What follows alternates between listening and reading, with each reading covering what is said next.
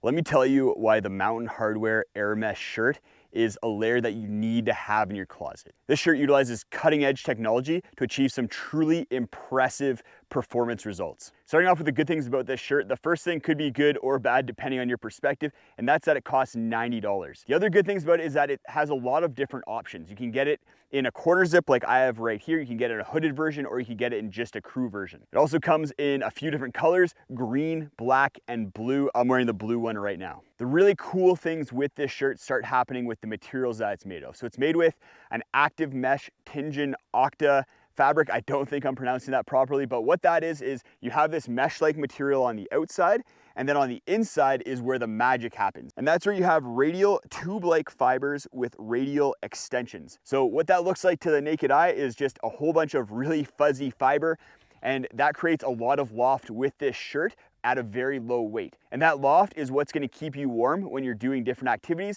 as well as allow you to cool off quickly if you start sweating. At first I was worried that this outer mesh wouldn't be that durable, but it's been surprisingly durable for me. This mesh also allows you to layer a little bit easier over top. It's not quite as sticky as some other mid-layer materials. Where this shirt really shines is in its versatility.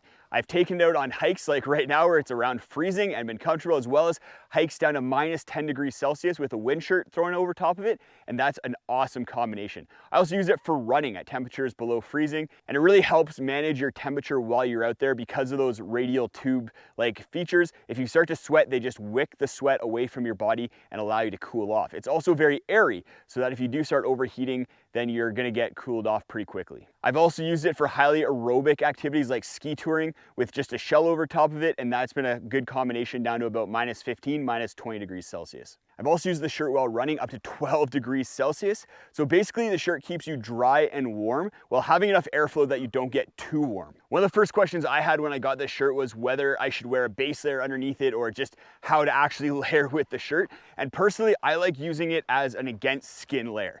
I find that having it as the layer closest to my skin maximizes the performance of those radial tube fibers and the material that the shirt is made out of. Now let's get into some of the bad things about this shirt.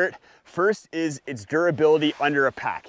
I'm a little bit worried that the material that it's made of is not gonna be super durable when you're having a lot of abrasion and rubbing like you do with shoulder straps for a pack. As well, if you're using this shirt alone, you probably don't want to be bushwhacking or going through dense trees or shrubs because there's just so many little pieces that can get caught on sticks or twigs, and you're probably going to end up wrecking the shirt. Price? Well, I said it was a good thing. It could also be a bad thing. $90, you're gonna have to decide for yourself whether it's worth it for a really high-end technical shirt like this.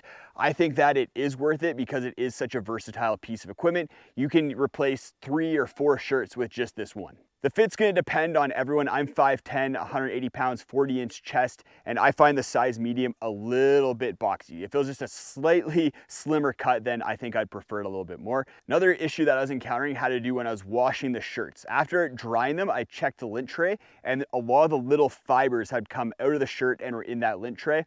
It's slowly decreasing, but I've washed this shirt probably 3 or 4 times, and every time I'm still seeing a little bit of lint in that lint tray. Hopefully it stops in the long run. And if you do have bags that catch microplastics, I think that'd be a really good call when washing this shirt. Another option would be just to air dry it, and then you probably won't have as many issues with pieces of the shirt coming off. I use this shirt for everything. It's such a versatile base layer / mid layer.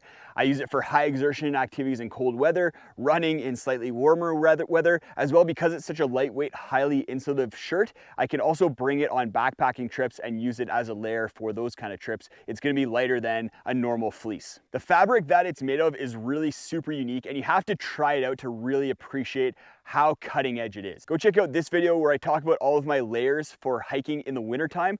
I don't have this layer as part of it. This is a new layer for this year, but I talk about things like my gloves, my pants, and my boots and socks that I use for those kind of trips.